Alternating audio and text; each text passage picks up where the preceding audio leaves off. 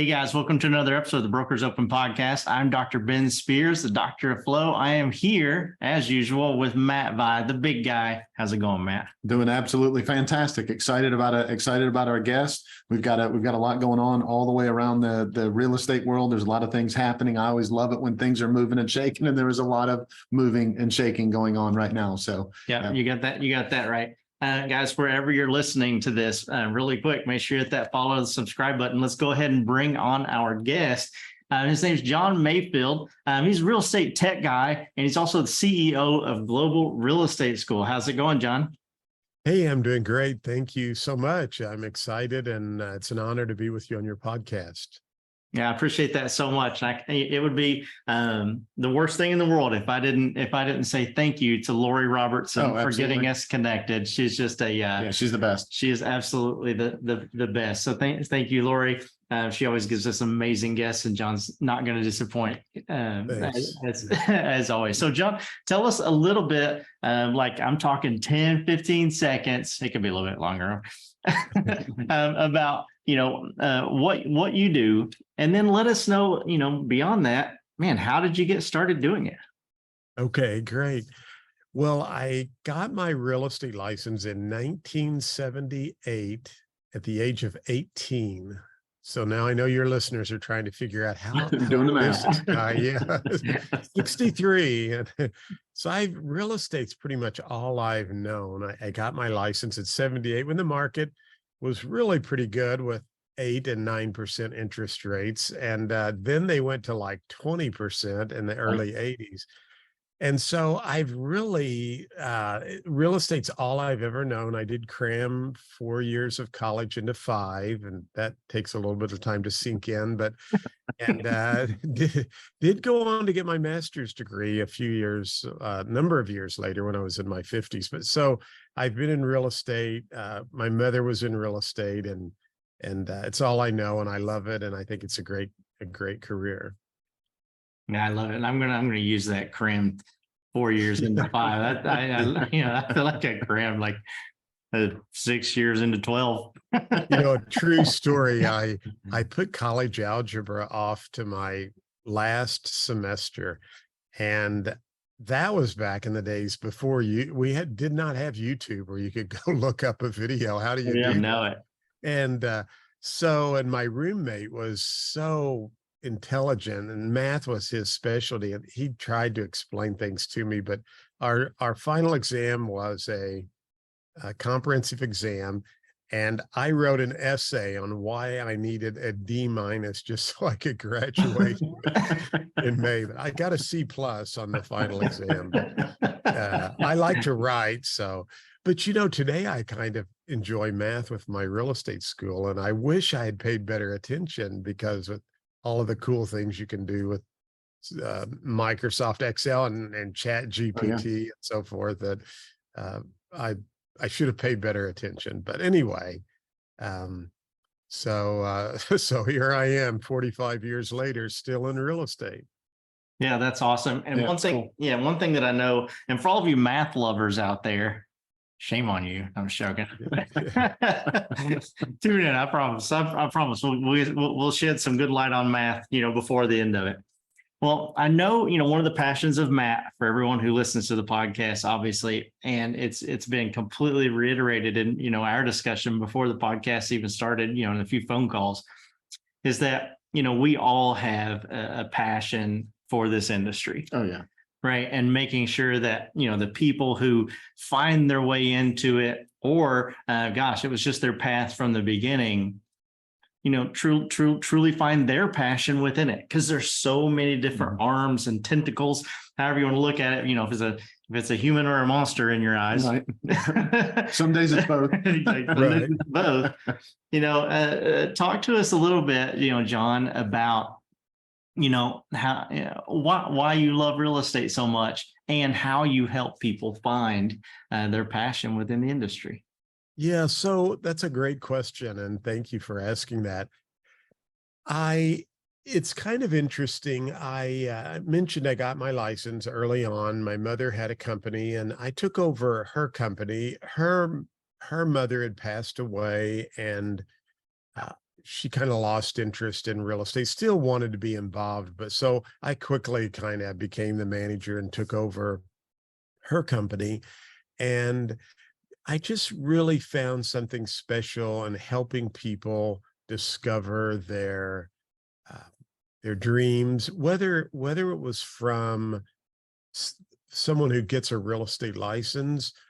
But one of the things that's interesting, and I use this in one of my letters today because I run an online real estate school, and so I use a lot of online marketing tools to try to encourage people to check out my website. And I know you, Matt, and I talked a lot about building funnels and sales funnels and follow-up campaigns, which is very important for real estate agents.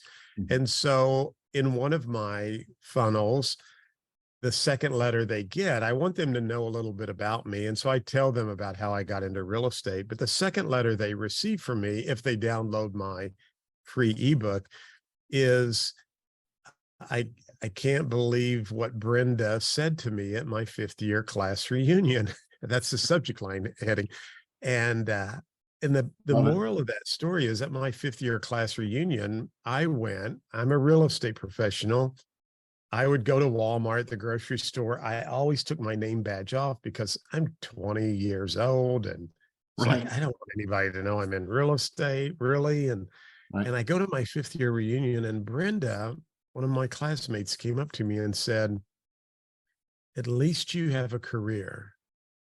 And I looked at her and I thought, a career? Is that what she thinks about me? And I thought to myself then, real estate, people look at real estate professionals in a whole different light. And from that day forward, I kid you not, my whole life was changed about my thought process of real estate. And so whether we are helping people get in the business, like I want to do, help them get a career, I'm also reminded of how people are affected by making the biggest decision they will ever make in their life. And I'm playing a part of that.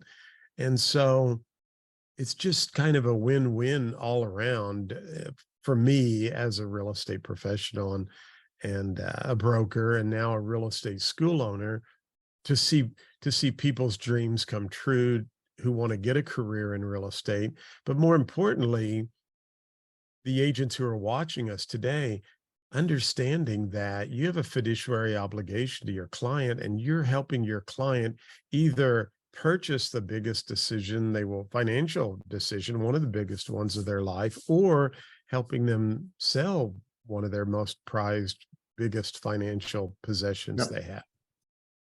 Yeah. So I love that. That's so spot on. And I love that you point out, that it is a career. Some people don't treat it that way. And we love the people that do treat it that way. And the people that don't treat it that way feel like they're stealing from the people who do it. Just being very. And at the end of the day, it's your business. It's a business that, I mean, sometimes I know people probably look at my school and they think, gosh, it's $300 or $400 for this and another $60 to take your test and you realtor dues. But even if you have to spend $1,500 or $2,000, where else can you go start your own business for that small of an amount of money? So absolutely. Yeah, absolutely. And so the key is the ones that treat it like a business are the ones that get the return of treating it like a business. The ones that don't treat it like a business, like it's just like they're trading commission dollars, their hours for commission dollars. That's what they get out of it. And so many times they're upset because that's what they're getting out of it, but don't realize that they're only getting a return on the investment that they made. So that's such a great point, Matt. Yeah. Yeah. So John, so tell me, you help. So you specifically have some schools. So you're a broker, you still sell real estate and everything, but you've got some schools. So you help people in a whole bunch of different states, right? Actually get their license. Tell us how many states that you're actually in, and we're going to get you to throw the covers back and tell us the secret here. Okay. Which state is the toughest one to pass the test? Okay. From what you know. Yeah, that's an excellent question, Matt. I'm in 9 states right now, Missouri, which is where I'm based out of. Uh, then I have Oklahoma, Indiana, Virginia, Florida, Utah, and Hawaii. Now, 2 states that I offer courses in, I'm working with schools in those states. So South Dakota and Kansas, I actually kind of power the online portion, but we run everything through their school, and it's all approved through the real estate commission.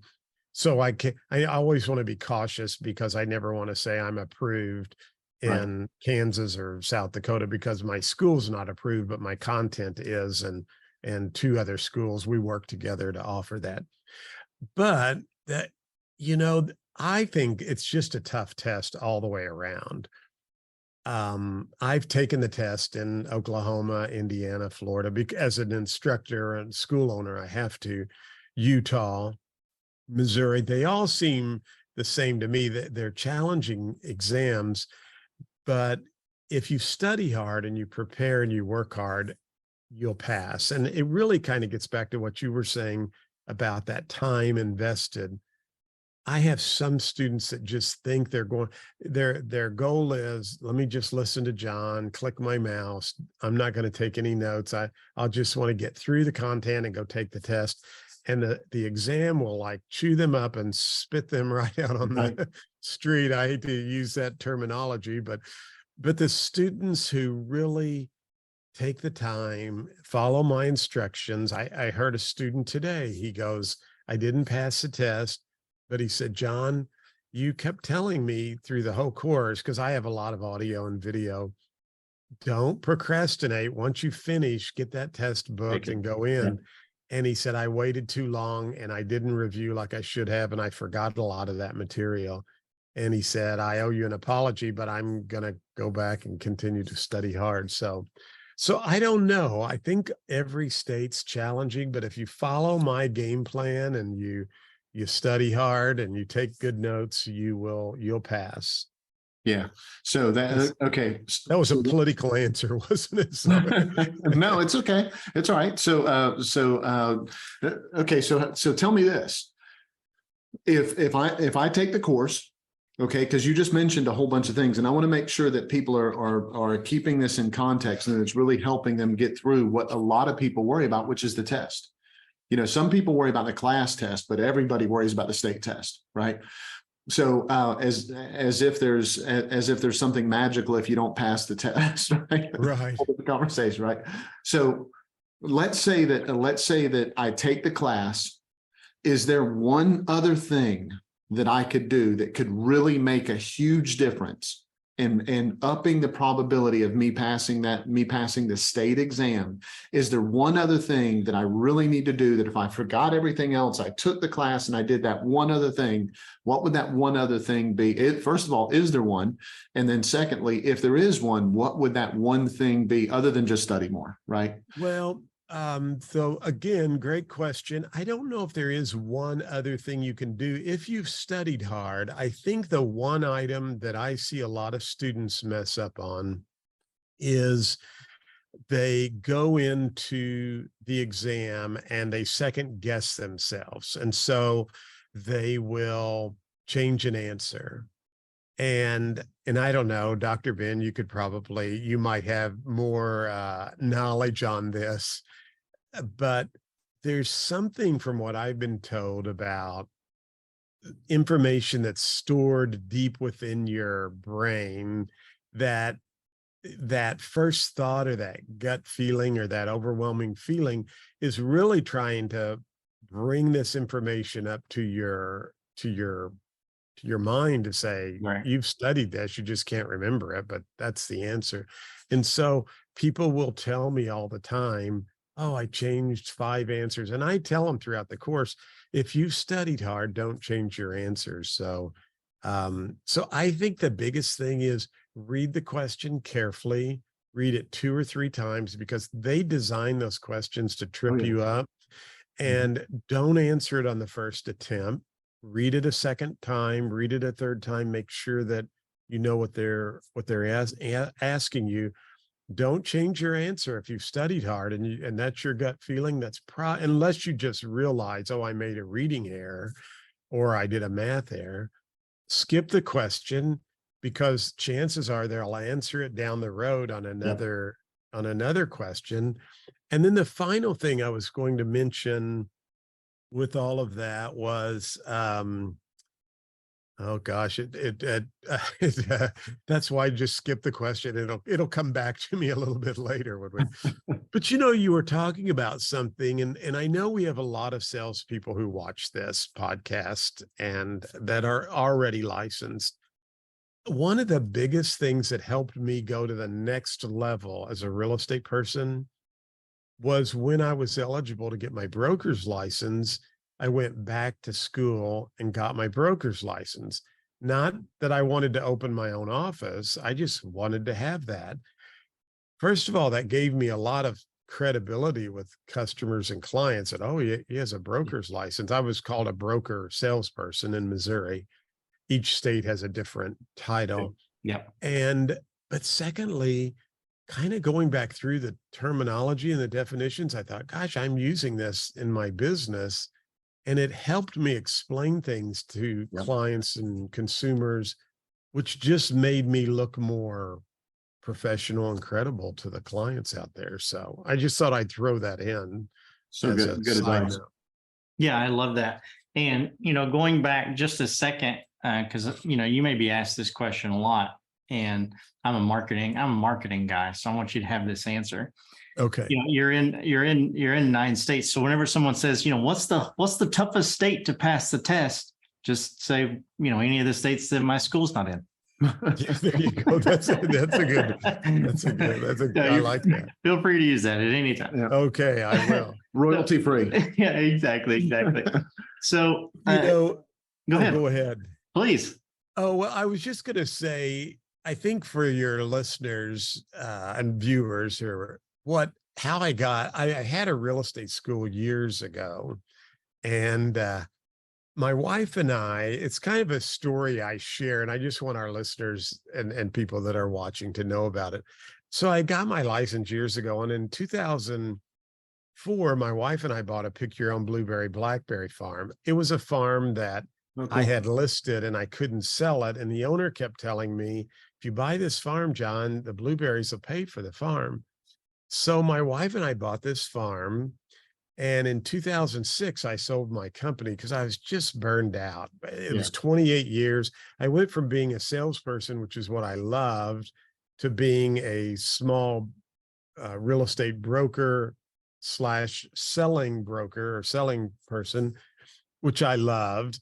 And then I kept growing my company and recruiting. And at that point, I was no longer selling. I was just a full-time broker manager. And I didn't like that part of the business. We were talking about passion earlier and some things. So I sold my company in 2006 to go to work for a bank. They had offered me this great timing. Great timing. Yeah, I know, right? And so I go to work for this bank, end of 2006, first of 2007. You're right. And I thought, man, I'm going to have weekends off. I can play in every charity golf tournament. It was like a payday every week. So in 2007, it was April 7th, 2007, we had a late spring freeze, lost our entire crop. I had signed a 2-year non-compete clause. I go into work for the bank. I find out that the federal government's there doing an audit. And by the end of the day, the guy who hired me was gone. The bank can now not put a bank in my location. And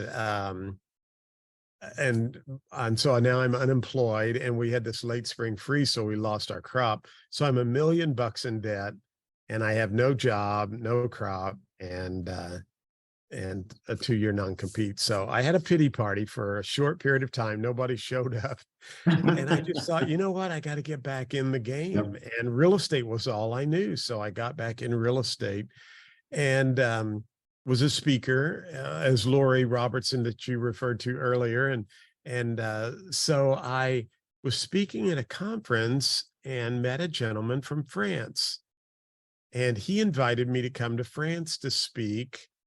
my wife and I had sold everything we had. We moved into a 2-bedroom apartment. I jokingly say in LA, Lower Arnold, Missouri. And, and so I meet this guy, I go speak in France. I meet this gentleman. He and I become friends. He knew nothing about my financial situation.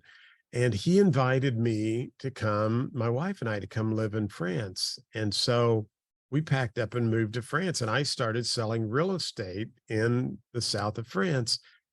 We had sold everything and just was trying. The market was horrible in the United States then. And here I am working with all of these very wealthy people in the south of France who are buying third and fourth homes.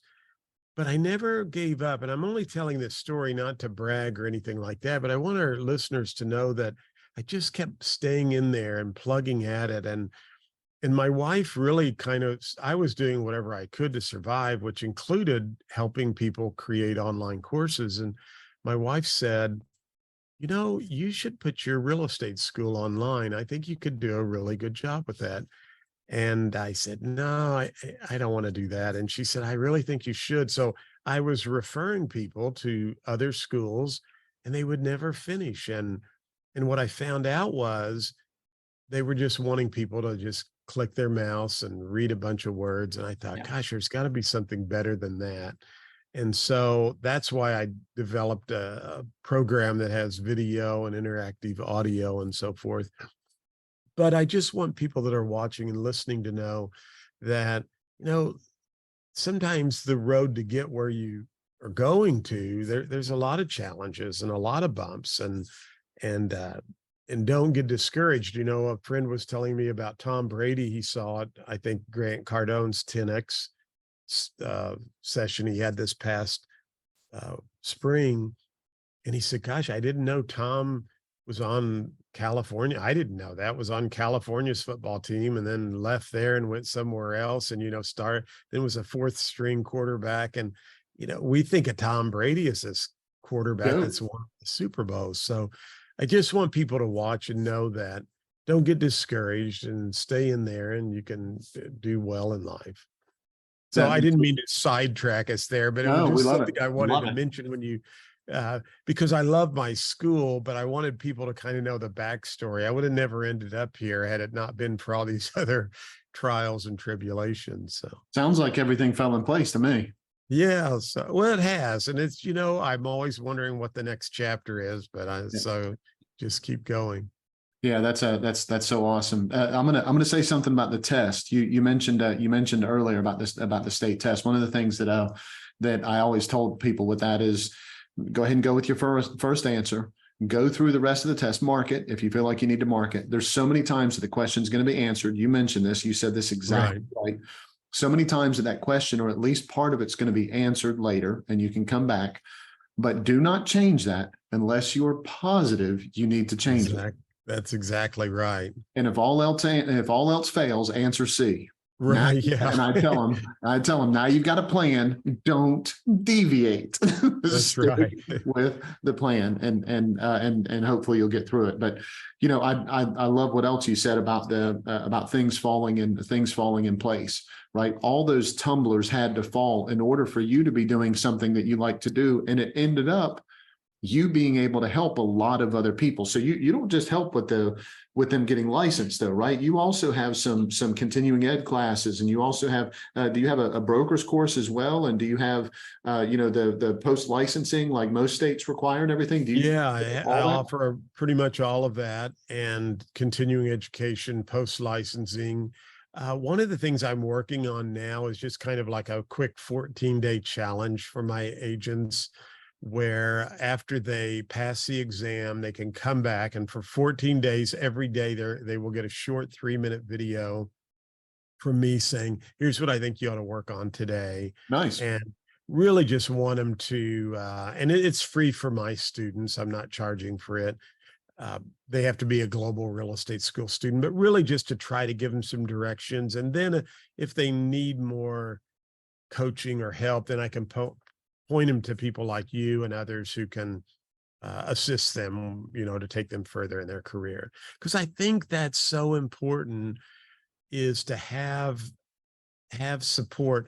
unfortunately, so many agents will not get the needed support Agreed. from their broker. And I hate to say that, Yep. but in the broker's defense, sometimes they can get so busy and so overwhelmed that they're trying to put out a lot of fires. That's what happened to me. I was at that point where I had about 50 agents. And so I couldn't afford to hire a sales manager to help me, but I couldn't afford not to. And so I was stuck in this like spot where I was putting out fires, recruiting new agents. And then unfortunately, I wasn't giving them the care and attention they needed. So I want to kind of just get people up and running in their first 14 days so they can start building their CRM. They can look at a business plan and think about their budget and really determine some goals and get their mindset right. And then encourage them to go on and take that next step, because I think that's so important for any agent to grow their business, is to have someone there to help foster that relationship and mentor with them. Could not agree more. Could not agree more. We think that's exactly spot on for sure. And so, yeah, we'd love any information that we can put in the description about any of this. We'd love to put any of that in there. And just know, John, absolutely. If you come across any of your agents that are doing the 14-day challenge and they need help, Brokers Open Podcast has masterminds every Thursday. And, we also have the Profit Playbook, the Six-Figure Accelerator. We have the listing challenges and sphere of influence challenges and all kinds of things. We'd love to be able to offer to any of your clients that want to do it. We'd love to be able to offer that to them if they're interested, just to help them to that next step of their business. So any of that we can collaborate and share on, we'd love to do that. I think that's so important. And I joined a mastermind last year that for online people with the online marketing side. And gosh, I got to tell you, it's helped me so much, because for them to be able to speak frankly to me about what my goals and desires are. And it has really helped me grow my business in that respect. And I got that idea from a podcast conference I went to last year, where one of the breakout sessions there were 6 podcasters there from all around the country. They had met at the previous Pod Movement conference, and they decided to start a mastermind. And so through that mastermind, they all doubled their business. And I thought, gosh, I need to do that. And then I didn't realize going back to Think and Grow Rich, I guess he talks about mastermind and Absolutely. how it makes we all start growing and feeding off of each other. And so yeah, I definitely will do that, because that's what I want to be able to, is just give them that first step and that journey toward that experience. And then I think getting into a listing challenge and the 6-figure mindset, all of that can just take you to a different level. Yeah, let's just help them grow, man. Absolutely. Right. Yeah. So, John, I have to ask, right? We've talked about all these things. I'm sure that there are people listening who are like, listen, I want to learn more about global. I want to, maybe just reach out and meet a really cool guy and make a new friend. Yeah. Take some CE classes. Take some CE classes. Exactly. And so tell us, what is the best way for our listeners to learn more about Global Real Estate School, learn more about you, or connect?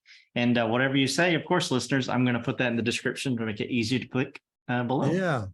Well, thank you. Yes, go to globalrealestateschool.com. And there's about me section there if they want to find out a little bit more about me. They can also, I think I have a Calendly link there. I'm always open if you want to have a 15-minute Zoom call to ask about getting started. I do have resources available for all 50 states. So if you know someone who's going through the real estate course and I'm not approved in their state, I do have this program called the Ultimate Real Estate Exam Prep, where I have lots of coaching videos, short coaching videos on, and I'm in a coach's uniform with a green screen with like I'm on the field, and I even have a whistle too. I don't use the whistle a lot. It's just a prop, but I want, what I thought was, gosh, you're going to probably see this question on the real estate exam. And here's what you need to know about it. And so they're just short, quick videos. But then I also have exam questions and lots of other material they can use. So I do have material that will help them in all 50 states. And then so Global Real Estate School, I have a podcast. They can go to Global Real Estate School podcast, and that will take them to all of those. And my podcast actually started that to help people preparing for the test so they could listen in their car. But then I thought, and it's taken off and grown by leaps and bounds, that I thought, gosh, I don't want to lose these listeners after they get their license. So I do interview at every conference I go to. I have my podcasting mic, and I just go and talk to different agents to say, how are you growing your business, or what would you recommend? And so there's a lot of interviews with not only people who are successful in the business. I mean, they're all successful, but one of you, Ben or Matt, one of you were talking about the different arms, or, all the things you can go into in the real estate business. So I love to interview commercial property managers, appraisers, all of these different types of areas that you can go into in real estate and just really explore the opportunities there. So that's Global Real Estate School podcast. And then we have YouTube videos on YouTube. You can search there at Global Real Estate School as well. Yeah, awesome. That's perfect. I'll make sure all that information, all those links get put in the description. Yeah, thank you. Absolutely. John, I'm getting ready to wrap this up and pull a bow on it, but I just want to say thank you so much for coming on once again. Thank you. It's always a pleasure to talk to you, whether it's on screen or off screen. Absolutely. Yeah, same here. So thank you so much. Absolutely. Well, guys, wherever you're listening to this, whether it be iTunes, Spotify, Stitcher, Deezer, any of those platforms, make sure you hit that follow button. If you're watching this on YouTube, what's up? Make sure you hit that red subscribe button, that bell right beside of it, get notified every time we drop a new episode. There's no better time than the present than to go to Global Real Estate School and check that out. Then after you do that, go to brokersopenpodcast.com and watch some of our older episodes and grab some of the free stuff that we have there for you to grow your business. Matt, we bring on amazing guests just like John, because Brokers Open Podcast is not just about open houses. It's about open minds. Thank you so much, John. We're super grateful. Thank you. Thank you.